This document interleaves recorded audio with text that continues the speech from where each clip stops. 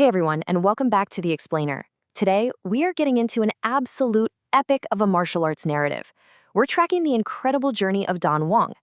Now, if you know the Jianghu, the martial arts underworld, you know Dan Wong. He's the unrivaled Fist King. We're talking about a legendary warrior who literally conquered the entire martial arts world using absolutely nothing but his bare hands. But his reign is abruptly cut short. He's brutally ambushed by these highly unnatural assassins from the mysterious demonic faction. Okay, let's dive into this. Picture the scene. He is pinned down by these razor-thin threads, literally pierced through by a sword. But there's no fear. He doesn't beg for his life. Instead, his very last thought is just this pure, battle-hungry desire. He thinks, I just wish to hit my enemy one last time. And you know what? He actually does it. He completely shatters his opponent's jaw right before taking his last breath. It perfectly captures his relentless spirit, and it sets the stage for exactly what happens when that indomitable spirit awakens in a completely new body. Because talk about a culture shock, right? Dan Wong, the legendary Fist King, opens his eyes only to find himself trapped in the body of a guy named Li Jinan. Now, Jinan is the eldest son of the incredibly wealthy Yunhan merchant group, but the world basically sees him as an untalented, frail scoundrel who's wasted away his body on gambling and indulgence. He is terribly, terribly weak. But what the rest of the world doesn't know is that the hidden, furious identity of the Fist King is now burning inside this fragile little vessel, completely ready to reclaim his power. But hold on, before he can even think about training, he literally has to survive the morning. Enter Gungun, his totally corrupt physician. Gungun has been slowly poisoning this sickly body by feeding it dragon phoenix soup. Sounds fancy, right? Well, it's a powerful tonic that's actually highly toxic to someone as frail as Jinan. When Gungun realizes that Jinan has caught on, he prepares to silence him forever with the poison needle. But the Fist King reacts instinctively. And remember, he's doing this in a body that is practically shutting down. Yet, with a single, perfectly placed strike, Jinan effortlessly eliminates the treacherous doctor. So, right after that assassination attempt, Jinan realizes, okay, I desperately need my strength back. And he doesn't just casually start working out. He heads to a remote villa for a grueling, year-long isolation. Week 1 is pure torture. He systematically detoxifies his ruined body just to turn it into something capable of martial arts. By month 6, he manages to manifest an energy core. And by the end of year 1, he successfully hits the 4th phase of his signature white lightning art. He's relearned his enlightened mobility and his body arts. After a year of hell, he is finally ready to return home. However, the home he returns to is a total mess. The Yunhan merchant group is actively being swallowed whole by the parasitic Yang clan. They've slotted themselves in as a guard squad, but they're really just extorting the group blind. Worse than that, they've been intentionally instigating conflict between Ginan's younger brothers. The stress is so bad that Ginan's father, the patriarch, is now completely bedridden. It's a highly calculated, nasty takeover from the inside. But this is where it gets good. Watch how Jinan handles this. He doesn't scream, he doesn't panic. He just walks right into a high-stakes conference room meeting and executes this cold, deeply satisfying dismantling of the Wong clan leader, Yuang Hu. Step 1, he fires the entire Yuang guard squad on the spot. Step 2, he publicly drops the bomb that Yuang Hu was the mastermind who hired that corrupt doctor to poison him. And step 3, when an enraged Yuang Hu challenges him, Jinan calmly accepts an official duel just to crush him completely in front of everyone. Which brings us to an absolutely jaw-dropping moment. Wang Hu is just oozing arrogance, right? He claims he's going to teach this sickly merchant son a lesson about real combat. He unleashes his deadly 3-form sword art. But Jinan, armed with over 100 years of past life combat experience, he simply activates his rapid strike. He moves with literal lightning speed, effortlessly dodges the blade, and uses his bare fists to just completely shatter Yuang's jaw. The fight is over before it even really begins. It's this brutal reminder that a century of refined discipline is always going to outmatch raw, unearned arrogance. So with the Yuang guards officially out of the picture, Jinan needs new, loyal security. He heads straight into the shady underworld to confront a guy named Chul Mongho, aka the Poisonous Fox. Now, Mongho was supposedly a childhood friend, but in reality, he maliciously exploited and bullied the old, weak Jinan for cash. Jinan boldly strolls right into Mongho's own gambling den, completely humiliates him, and just claims Mongho's 2 highly skilled bodyguards, the Yuck brothers, as his own personal guard squad. And we have to talk about this number right here, because it is just fantastic. 100,000.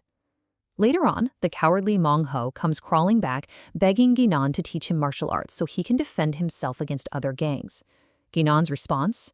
He hands him an umbrella. He tells Mong Ho he has to swing this umbrella 100,000 times perfectly to build up his arm strength before he'll even think about teaching him a single real move. It's hilarious, but it's also a tactical punishment that actually forces this cowardly guy to build some real discipline. Meanwhile, Ginan's father is absolutely thrilled by his son's recovery.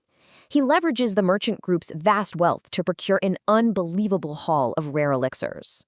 We are talking century-old tuber fleece flowers. But the real prize? The legendary azurite essence. This is a god-tier treasure. Like, martial artists in the Zhanghu would literally kill for a drop of this stuff, and Ginan's dad just has it casually delivered in a box. Now, what's really interesting about this slide is the sheer scale of the power jump. Consuming that tuber fleece flower nudges Gino into phase 5 of his white lightning art. Great, right? But then he takes the legendary azurite essence. The energy is so incredibly overwhelming that it causes a near-fatal key deviation. Basically, it's an explosive internal energy overload. Ginoan literally has to sprint out of town into a deserted area just to blast the excess energy into the sky during a thunderstorm. But when the dust settles, his power has skyrocketed all the way to phase 8. And you better believe he puts that phase 8 power to work immediately. The little deity sect, this corrupt group trying to extort taxes from the merchant group, makes the massive mistake of threatening his friends. Ginan's response is a fearless one-man assault on their heavily guarded fortress. Bare-handed, he just walks through the front door, knocks out dozens of guards, casually deflects a volley of crossbow arrows, and crushes their leader without even breaking a sweat. It's wild to think this is the exact same body that almost died from a bowl of soup a year ago. He doesn't stop there either. Next up is the Crimson Reaper Alliance. They're this brutal syndicate harassing the town's merchants and his old frenemy, Mong Ho. Ginan tracks their terrifying giant leader to the Passion House. The guy is swinging this deadly meteor hammer with massive force, but Ginan, he completely overwhelms him. Tapping into his lightning energy, he moves in an absolute flash and literally turns the Crimson Reaper leader to ashes. He dismantles the entire syndicate in a matter of minutes. Now, all of this leads to a huge strategic pivot for Ginan. The allied merchants give him those priceless elixirs, right? Well, he decides to repay them by officially creating the Great Merchants Association. When his brother voices concerns about who's going to protect them from the dangerous martial arts factions, Ginan just straight up says, "I will personally handle the underworld." He's using his returning god-tier strength to build a secure network where these merchants can thrive without fear. He's proving that true power isn't just winning fights, it's using your strength to build systems that protect your people. But of course, taking out the small fry always draws the big fish. Enter the Ruler Association, led by Lord Wang, the patriarch of the Wang clan. He is furious about the death of Wang Ho and the humiliation of his entire clan. So, Lord Wang marches right up to the Yunha merchant group with his top disciples. He demands a duel and threatens to wipe out the entire merchant group if Ginon doesn't bend the knee and join their association. You can probably guess how Ginon reacts. It is an immensely satisfying sequence of absolute domination. First, he defeats all 3 of Lord Wang's elite disciples, bare-handed, barely even trying. Then, a furious Lord Wang launches this lethal, specialized attack called the Poison Toad Broad Strike. But Ginon's lightning energy, it just devours the poison. Ginon punches the Lord so hard he coughs up blood, exposes the guards he brought as hired assassins, and then literally drags Lord Wang out by his hair to hand him over to the authorities. Yeah, don't mess with the Fist King. So Ginon drags the defeated lord to Mo Young Ben, the leader of the powerful Mo Young clan, to officially report this assassination attempt. But during this political handover, something genuinely chilling happens. Ginon realizes that the former head of the clan, the incredibly powerful Mo Young Chu, vanished without a single trace exactly 1 year ago, the exact same day the Fist King was killed in his past life. And suddenly, all the dots connect. The demonic faction has supposedly been silent for 20 years, right? But Ginon remembers the assassins who killed him. They had these unnatural, blade-proof bodies that could withstand god-tier lightning strikes. He realizes the demonic faction hasn't been dormant at all. They've been operating in the shadows, systematically orchestrating coordinated assassinations of the absolute strongest martial arts masters in the world, people like him and Mo Young Chu. Which leaves us with this massive, provocative question. Why? Why is the demonic faction hunting the world's greatest martial artists? What exactly are they building toward with these unnatural blade-proof warriors? As our story pauses here, we see the heavenly demon targeting their next victim, the legendary Sword King. Now, Jinan has reclaimed a huge chunk of his power, turning from a frail heir into a true powerhouse. But is it going to be enough when the demonic faction finally steps out of the shadows for good? It's an incredible setup that just leaves you desperate to see what happens next. Thank you so much for joining me on this explainer, and as always, keep learning.